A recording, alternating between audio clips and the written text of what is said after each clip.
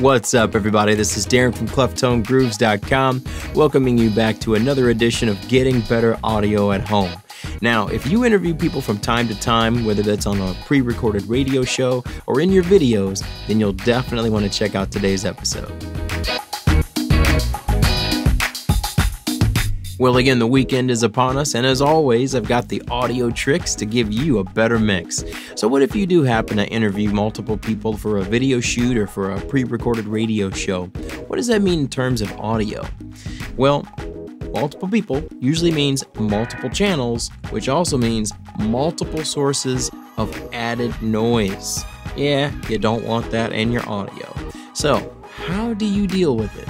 Again, I can't advertise this enough that a DAW is going to be one of your best friends for getting better audio. So if you don't have one, I highly recommend one. And the one that I always highly recommend, as you've seen in my previous shows, is Studio One. So again, another over-the-shoulder for you today on how to manage multiple channels of audio.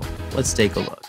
So here I have a recording of a weekly radio show that I am the audio engineer for called Minding My Business. And in case you're interested in listening to that, it's for entrepreneurs. And it comes on every Wednesday at 6 p.m. Central Standard Time. You can log on to wxrj.org a few minutes ahead of time, and that way you can catch the whole show. But anyway, enough of my shameless plug. Let's get down to business here. So, cleaning up your audio. We have two tracks. We have our host, our lovely Miss Felicia, and we have her guest here, so Robin Cody Smith. So hope you're paying attention here because you're getting some free advertisement. But anyway, I'm going to hit the A button here in Studio One, and you can see where I've kind of done some automation here already on Robin's track. So she had some noises going on in the background of her audio. This is a telephone interview, but some kind of a rhythmic something was going on there, and that can be distracting to the listeners. So just a word to the wise, if you ever are being interviewed on a radio show and you're on the phone, please give your full attention to the interviewers and don't try to multitask. But anyway, getting rid of that noise, I didn't get rid of it completely, but I lessened it by automating the volume. So you can see here, when I zoom in, my different breakpoints that I've added. And it's really just as simple as, let me just come back here to where there's no vocals of Robin. And so I just clicked on the line, added a breakpoint. We really don't need any of the audio here. There is some, but you can't really hear it. But I will still turn that down because, again, it's added noise that we don't need, right? So just as simple as that, I've set an automation point. And so what this is saying is that the volume, as you can see here, will only go up when Robin is speaking, right? And then I leave it up because in between here, there's not a lot of noise on the phone. But that was just to give you an example of what you can do. So I'm getting ready to do Felicia's track. As you can see, her track has no automation on it, but there are times where she can be turned down, where she's not speaking. So the name of the game here is when someone's not speaking, you turn their mic down. When they are, you turn it back up. So as I look here, there is a dead space here while Robin is speaking. And I'm just going to go ahead and add my breakpoints. And if I hover right above the line there, in between my two breakpoints, I can simply click and scroll it down. See that? Nice and easy. And you don't want to scroll it down extremely, right? Because if you cut out all of the audio, your audience will notice the drop, just kind of like in last week's episode with room tone. If you have nothing there, that's more noticeable than if you have something at a lower level.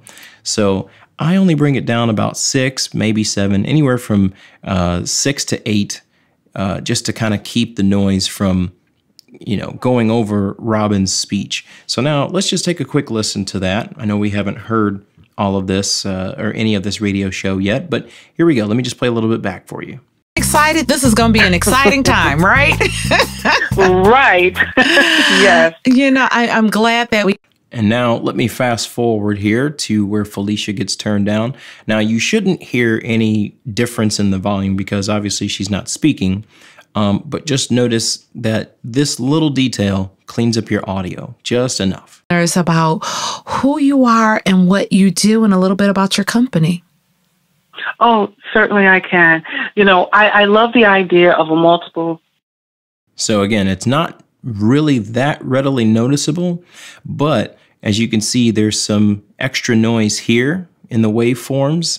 And as those are played, I don't want that to overpower what Robin is saying. So if I bring them down, that way it keeps the focus, the listener's focus on what Robin has to say. So check this out. Government. So Wow. So I believe in multiple. Right. So there, Felicia potentially could have overpowered the guest. But again, we want the focus to be on the person who's speaking. So I left that volume down. Now, again, here goes Felicia getting ready to speak again. So check it out. And that's what we do in Get Up. All right. That's really powerful. And So again, just that little tip there will go a long way. As you can see, I'll have to do that in between each of the times that Felicia speaks. And something that makes this task a little bit easier to manage is if you have what's called a control surface. Presonus makes a one fader control surface that's actually pretty slick called the fader port. And if you've ever heard somebody say the term or the phrase riding the faders, then I'm about to show you exactly what that is. So I'm going to come here, and since I happen to have a fader port hooked up, I'm going to change this to touch, because what's going to be nice is as I bring the fader port down, as I let my finger off of the fader, it's motorized. So it will return back to the level of where Felicia is when she's speaking. So let me just show you a quick example of that. And just imagine just going through this entire track and just riding the fader, as they say. So here we go. so what's your why, the thing that inspired you to do it and keeping you in it? My why is that I'm really passionate about helping women to identify their gift, talents, and their story, and to show them how they're. You can see here where my finger first started to touch the fader, the system read it, and then when I brought the fader down. Now this is all the way down to -18, so that's kind of, that's an extreme level of reduction in the volume, so I probably won't keep that take.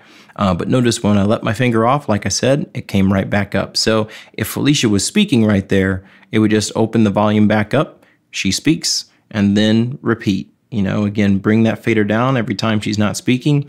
And that keeps all that extra noise. Maybe somebody coughs, or maybe someone's a heavy breather in your interview or on your video.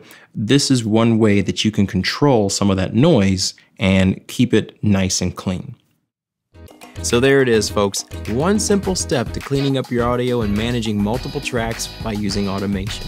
So until next time, here's to getting better audio at home, and have an awesome weekend.